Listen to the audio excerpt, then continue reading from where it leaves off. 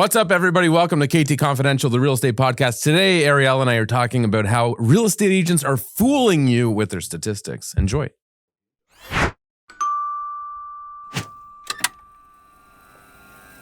Okay, let's get to it. All right. So today we are talking about statistics, but a very specific statistic.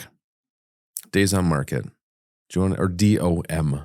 What is DOM, Ariel? Days on market. Explain. How many days a home is on the market? So how many days it takes to sell a house from when it's first listed till when it's sold firm? What I want to talk about is the bullshit statistic. Right. So here's what I found out. The real estate boards. Well, hang on. I haven't. All right, go ahead. I haven't confirmed it with every board in Ontario. Okay. But the ones that we predominantly use, and there's about 12 of them, all have what's called CDOM. So not just DOM, not just days on market, CDOM. Actually, no, sorry. We're not only, sorry.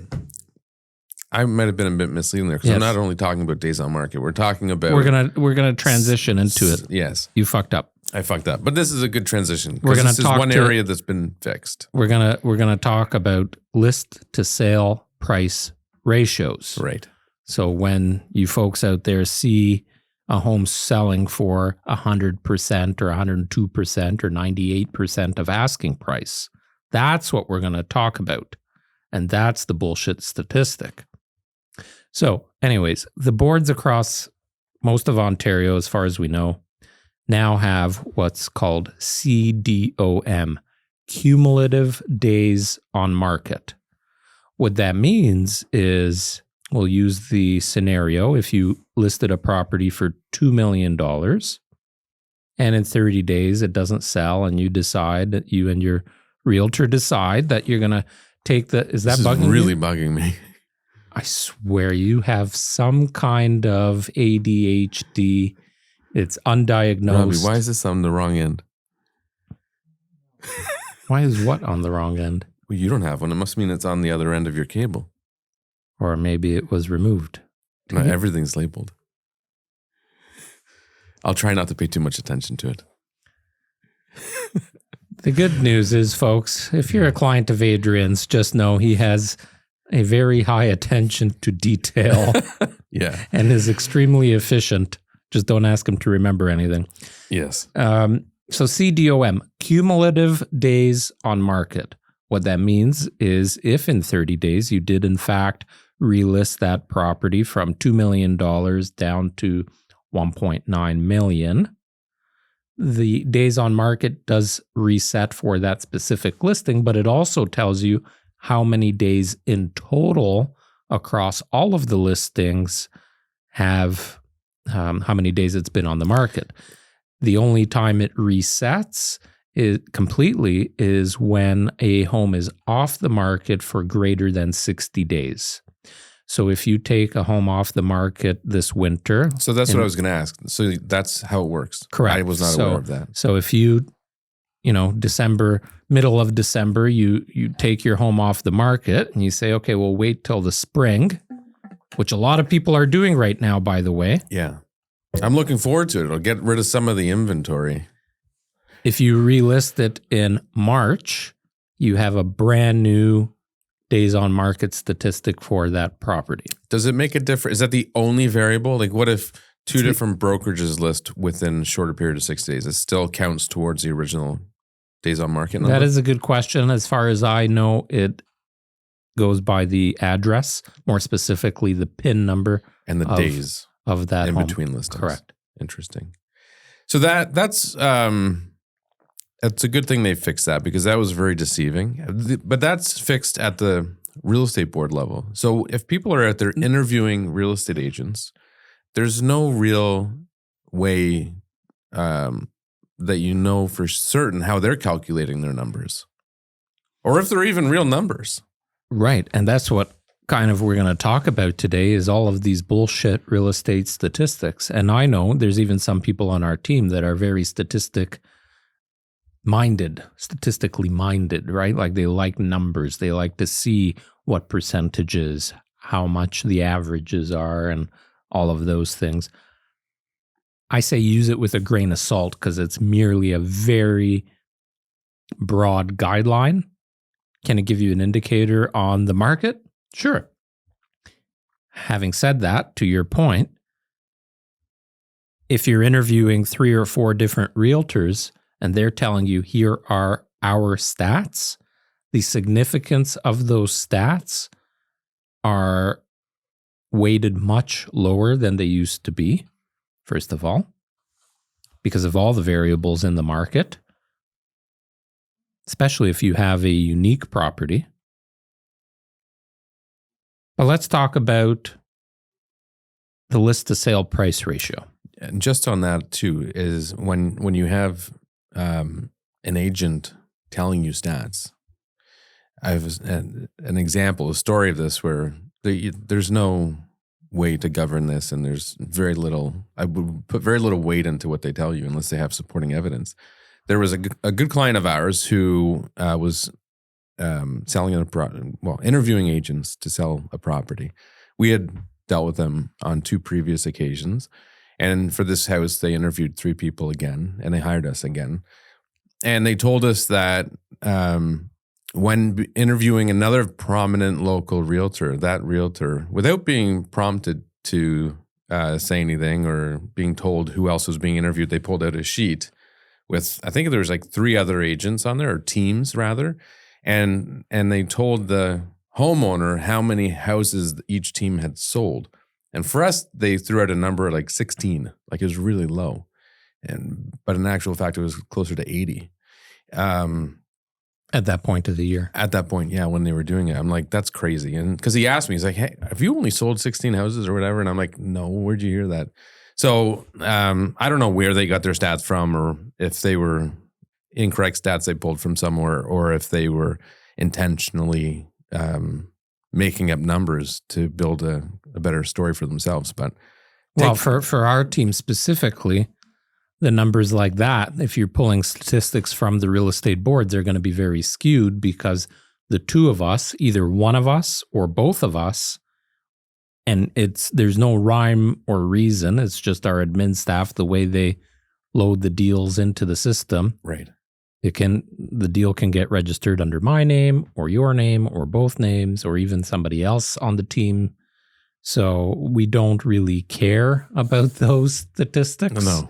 And a lot of teams especially do. Like how many times you're completing a transaction and our trade desk that processes all of that paperwork is told by the other brokerage, please register that deal under Adrian Trott. Right. And every deal gets registered under Adrian Trott. Right. So we don't really care about that because, again, statistics, right, they're all skewed. So my point there is just don't believe anything unless they have proof. Well, would that be considered proof though by some people, right? Like if you come out with a printed copy from the Oakville Milton Real Estate Board. Or go to the source. In that scenario, which he did, it's like, well, then you can verify information. Right, but if you didn't know him and already have a relationship with him, right, he may have been left thinking, oh, that team only sold 16 homes and it's June and right. What are you guys doing? I thought you were better than that. Yeah, that's true. And then the other team, meanwhile, is saying, oh, we sold 50. Right. Anyways, moving on. Okay, list to sale price ratio. Here's what it means. You list it for, going back to that scenario, $2 million.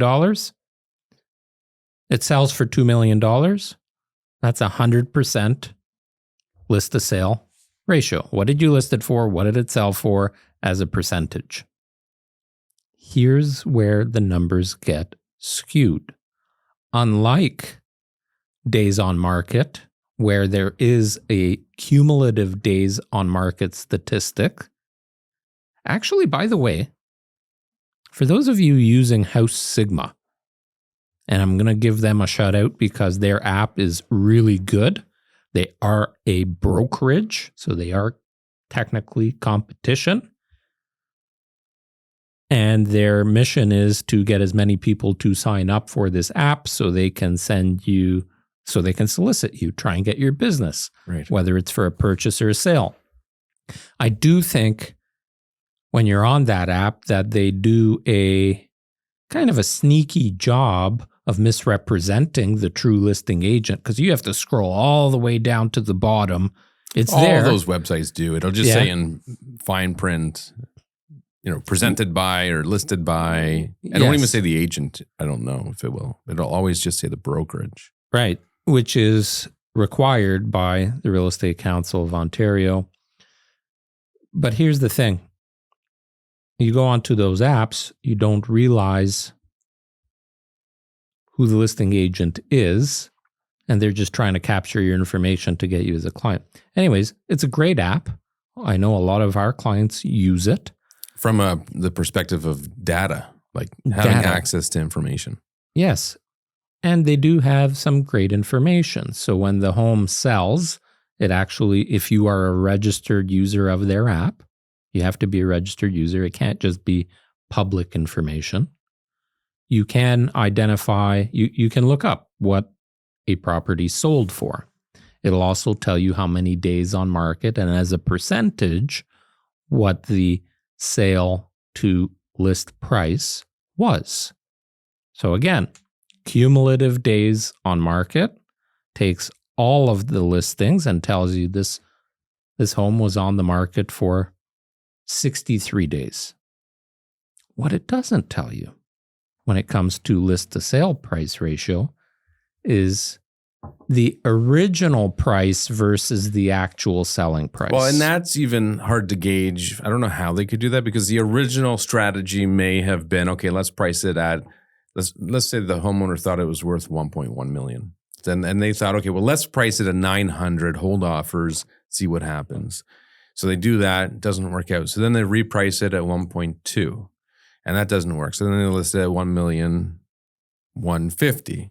Right. And so it's like, how would this system go in? And I guess it needs to go in and find the highest price. Yeah, that's a good point. Do you know what I mean? Like, that's hard to gauge. There's a property here in town. I won't mention it. It's a bit of a quirky property. It has been listed probably 7 or 8 different times. It's not in front of the microphone. Jeez. Is the house blue by chance? I won't say what color it is. I had somebody asking me about it the other day. I won't make any comments. I am not taking another ethics course by talking about something on this podcast that I shouldn't. May or may not be blue. But could be yellow. Could be yellow. No, it's a home that clearly doesn't have a wide market audience. But at this point, I don't know how many days it's been on the market, like a long time. So I'm going to find out. No.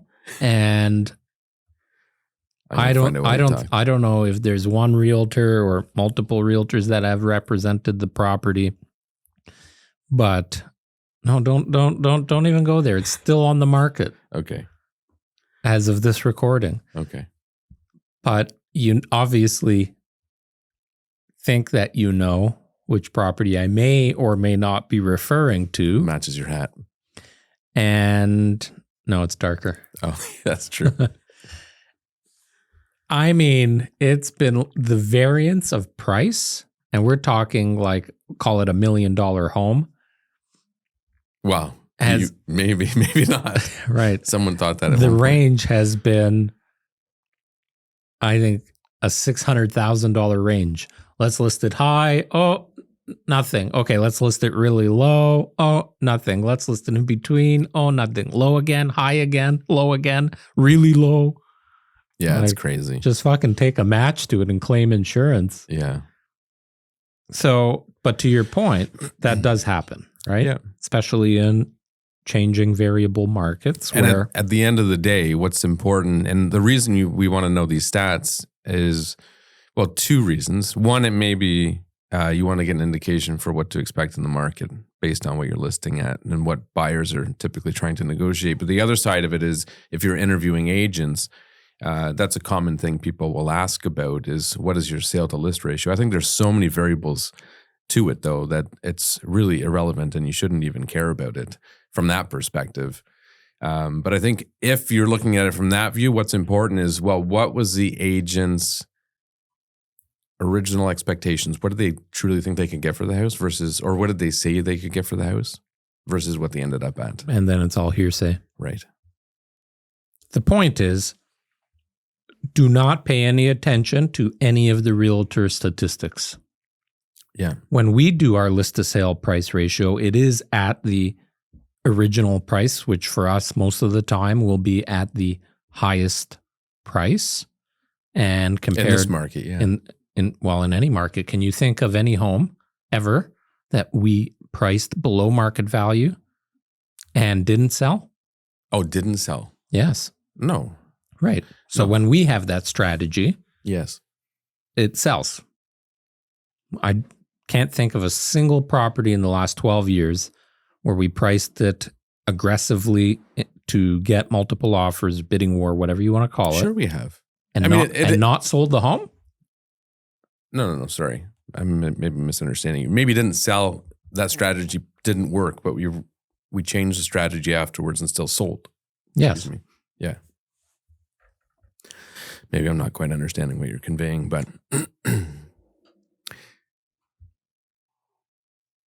what is going on next door? I don't know. But by the way, teaser, we're moving. Oh, you're so early with this. We weren't going to say anything. We're moving. That's all I said. We're moving. Okay. My renty. Okay, so I can't speak for all real estate boards, but the Toronto Real Estate Board does not have a process that accurately calculates this stat. No, it's bullshit. So I listed this property for $2 million. It didn't sell. I lowered it to 1.9 30 days later. Still didn't sell. The seller says, get this thing gone because I'm closing on my other home in 60 days and I can't afford to carry both. So we lower it to 1.597. It sells for 1.5. Is my ad going to say sold for 98% of asking or sold for 75%? Well, I've seen listings where they did those, several price reductions and then sold for like literally $1 over, and they put the sold over asking. Yeah. So there's a lot of nonsense, horse shit out there. A lot of horse shit. Wow, I got him to swear on the podcast. So I went back. I wanted to see how accurate the numbers are. So I went back and I took a small sampling because I had to do it by looking individually at each listing and looking at the history of it. So I chose Milton for the month of October, detached houses. There's about 36 sales. That's it, eh? Yeah. So I went through every one of them. I pulled the history. I pulled the original selling price off of it, unless there was a couple where they priced low, tried that strategy, didn't work. So in that case, I took the next number that they relisted at, because that's probably they're realistic. That's a suitable number to choose. The Toronto Real Estate Board stat says that the average sale to list price ratio for October in Milton for detached homes was 96.something%. The true number was 88.4. So an 8% difference. Yeah. And that 8% was price reductions when the home was relisted. Correct. That's a huge swing. Yeah. Massive. So, but a lot of people You're talking about $100,000 swing. Yeah. But a lot of agents are pulling their own stats using this system and telling homeowners, hey, this is my sale to list price ratio. Well, no, it's not. It's actually significantly less. So sucker of a homeowner is going to end up selling for significantly less than they expect. And if they base their decision on that. Right. I think a decent question. Okay, well, let me actually turn this over as a round table discussion or a cross table discussion. As a homeowner interviewing potential listing agents, we've talked about this in previous podcasts, but when it comes to numbers, we've talked about show me your marketing, go and visit their homes. I don't know what episode we talked about that on, but it wasn't that long ago. In terms of numbers, are there anything, is there anything specifically that you would want to know from that realtor? From like a stats perspective? From a numbers perspective. Like, how many homes did you sell in 2023? I would ask those things. But not weight them very heavily? I would put very little weight on that decision. My decision would be based on the services they offer, the effort they're putting into marketing. Effort. Yeah. And you know what's interesting? Because I say this to the measurable newer people. effort. Like people will, talk till they're blue in the face telling you how much, they'll do behind the scenes. But I'm talking of like how much skin do they have in the game? What are they actually willing to do to get your house sold? Because there's a lot of people out there that they don't really care. They just want to put signs on lawns. And if they have no money invested in it, they're just going to sit and wait until either the listing expires or it sells and they get lucky. There was a statistic that came across my desk where there are 87,000 registered members with the Toronto Real Estate Board. And when the stats finally come out for 2023, it finds that 60% of them, so like 50,000 agents on the Toronto Real Estate Board, won't register a single deal in 2023. Right. Of the balance of them, 20% will do 5 to 10 deals.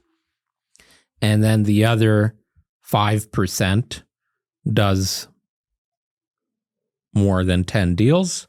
And a small portion of 1%, that's like half of 1%, which luckily we fall within, do the bulk of the business. You're talking like 25 deals plus. Right. So that becomes a factor. Like you didn't sell a home the entire year. Yeah. It's a good question to ask. Having said that, over the years when we have new realtors, obviously a little bit different for a team because you're backed by the team. You have that experience, the brand, the marketing, the processes, all of that. But even if you are a standalone realtor right now, you might actually work harder for that business and have more hunger and drive and more motivation to sell that property than somebody that's been in the business, 10 years and making $100,000 a year because of repeat and referral business, whatever, right? So, yeah. Well, I mean, we recently we experienced a transaction with recognized, experienced agent, and they were very lazy. And I would just one. Well, I don't one in particular that I'm thinking of. Been in the business a long time, maybe complacent and comfortable, just not putting in the effort anymore, or ever. I don't know. Versus somebody, especially if they're on a team, you get a young, hungry person that's on a team where you have the people and processes in place. Like, right. Pretty good chance that you're going to be successful with the sale. Anything else you want to talk about? Nope, that was it. I think the point of that is don't pay attention to the stats and take them with a grain of salt if you do. And they're also very delayed, right? Like by the time the stats come out, the market's changed dramatically. So depending on what you're looking at. Well, the market's changing every week, if not every few days, even every day. Yeah. Look at the condo market in Milton, what's happened in the last few months. One sale can disrupt many, many, many listings. Yeah. Anyway, don't focus on the stats, folks. Focus on the person, focus on their effort, the process, the marketing, all of those things. And if anybody from any of the governing bodies that includes the Real Estate Council of Ontario, all of the boards, can you fix this fucking thing? Like, can you get us more accurate stats so we can actually use them and be proud of them? And like, you think about sports teams. It's very specific, accurate stats. Like, I'm a hockey fan. Yeah, the problem is there's too many people and too many bodies and organized bodies. And The NHL has a lot of hands in the pot too. But if you want to know how many minutes Mitch Marner held the puck last night, they can tell you that exactly. How many assists, how many goals in the third period, how many overtime goals, how many game-winning goals, and it's extremely specific. Does Mitch Marner play first base? And that's a wrap. See you next week for Christmas. Ciao. Thanks for watching. Hope you enjoyed this episode of K2 Confidential. If you did, leave a comment, subscribe, hit the bell. Have a great day.